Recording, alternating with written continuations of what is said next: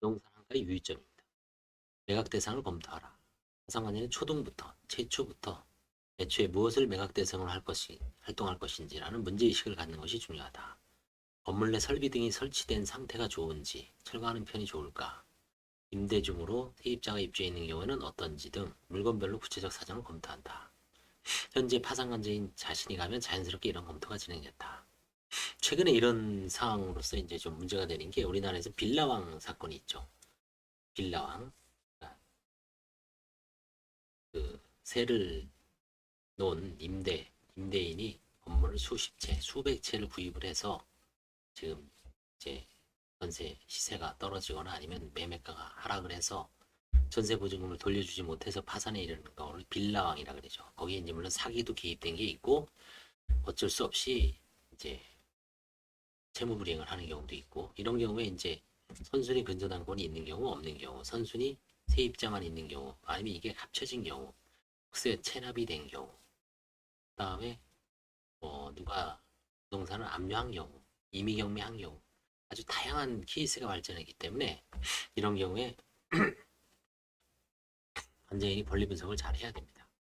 공유 물건이면 공유자 의향도 중요하죠. 대지 임차권부 건물이라면 저지, 대지 소유자, 이거 저가 잘못됐습니다. 번역이. 대지 소유자의 의향이 중요합니다. 현지에 갔을 때 기회가 된다면 공유주나 지주에게 파산관제인이 얼굴을 내밀어도 좋다. 파산에 따라 미감을 끼치게 있으리라 생각한다. 이거는 뭐 안 읽어도 되겠습니다.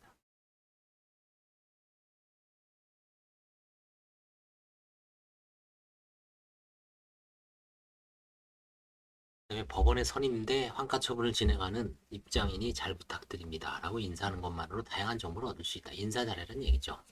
대지 임차권 건물이 저지, 대지 소유자로부터 이번 기회에 토지를 함께 매각하고 싶다.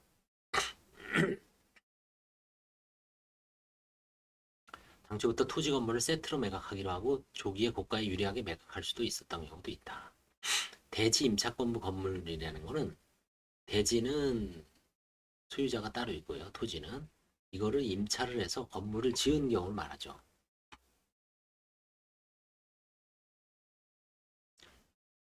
그다음에 이제 부동산 중개업자 선정.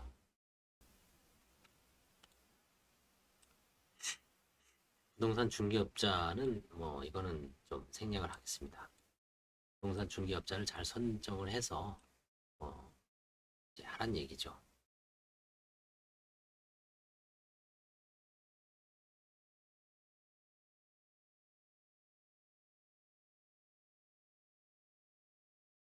중개 수수료를 잘 정해야 되고요.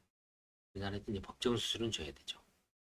부동산 매각 특수성 이럴 걸 이해한 중개업자를 파산에 대해서 어느 정도 알고 있는 중개업자가 선정하는 건 중요한데 뭐 아직은 일반화가 안 됐기 때문에 중개업자가 이거를 파산 물건에 대해서 좀 꺼리는 경우도 있을 수가 있습니다.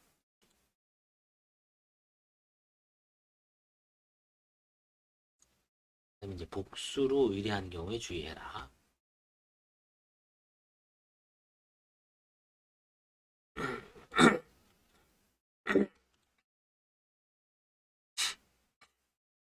반복, 공고. 우리나라는 이제 매각 공고죠. 매각 공고를 보는 등 관여를 희망하여 연락해오는 업자도 이제 있습니다. 우리나라에서 이걸 전문적으로 또 파산 물건을 관제인으로부터 매수하려는 그런 회사를 차려서 하는 업체도 몇 군데 있습니다. 요즘 이제 관제인 사무실에다 영업도 적극적으로 하죠. 그런 데서는 이제 싸고 좋은 물건을 관제인을 통해서 잘 이제 매각을 매수를 하면 나름대로 이익을 얻을 수 있는데 이제 기본적으로 이제 입찰이기 때문에 단독 응찰은 요즘 힘들죠. 매수 희망자를 탐색을 하라. 중개업자는 무상으로 간이한 사정서를 작성해 매출 가격 기준을 알 수는 있습니다.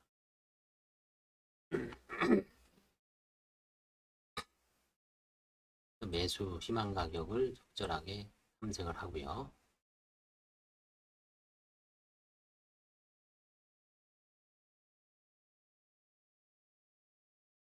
다음에 이제 판촉 활동도 해야 됩니다. 매출 가격, 이제 매매 가격이죠. 기준액을 결정한 후 판촉, 판매 활동을 개시하는 거죠. 전단지 등 판매 요강, 파산관지 매도인을 명시하고 특성을 명확히 한다. 뭐 전단지까지 돌리는 경우는 없죠. 현상 유지, 하자 담보 면책, 담보권자의 승낙과 재판소의 허가 조건이라는 점은 이제 필수 사항이죠. 경쟁이 된다면 내린다는 말을 듣지 않도록 해야 하며 사안에 따라서 매수인 경합의 경우 입찰 등 상세를 기재해 두기도 한다. 경합되면 입찰이죠. 구매의 탐석처, 부동산 사이트에 이제 등록한 것도 유익하다.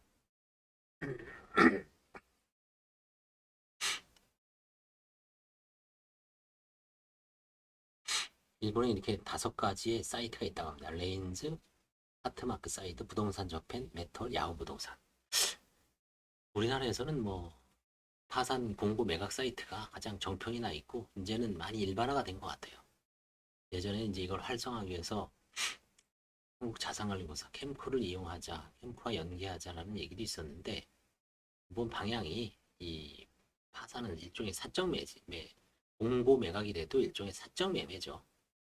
그래서 자산관리공사는 국가의 어떤 공적인 업무를 수탁하는 뭐 예를 들어서 국세라든가 지방세, 사대보험, 체납에 대한 어떤 대행기관으로서의 성격이 있기 때문에 파산관진이 아무리 공적 기관으로서 뭐 지위가 있다 하더라도 쉽게 법적인 어떤 기반이 없는 한 이용할 수가 없는 것 같습니다.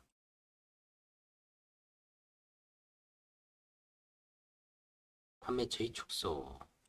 기본은 상대와의 협상이죠. 이른바 매수증명을 제출하게 한다. 중개업체에 따라서는 매수증명을 냈다는 점에서 즉시 매수인으로 선정된 같은 때의 감각을 가지고 기득권처럼 행동하는 경우가 있는데 주의를 요한다. 매수인의 선정은 파산관제인이 완전히 자유재량임을 이제 인식시켜야죠.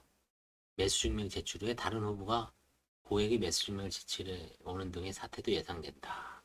이 경우에 당초의 매수증명 제출자와 특별한 연을 맺지도 않고 다른 후보자를 매수인에게 결정하는 사태도 있음을 충분히 이해시킨다. 또 매수 후보를 좁힌 뒤에야 파산관제 물건 임의로 가격을 낮추는 일이 없도록 매수증명의 하자담보 면제, 현상 유지 등을 명기시키는 게 좋다. 사람이 정해졌는데 파산 물건이니까 이제 막 후려쳐서 깎으려고 할 때 주의하라는 얘기죠.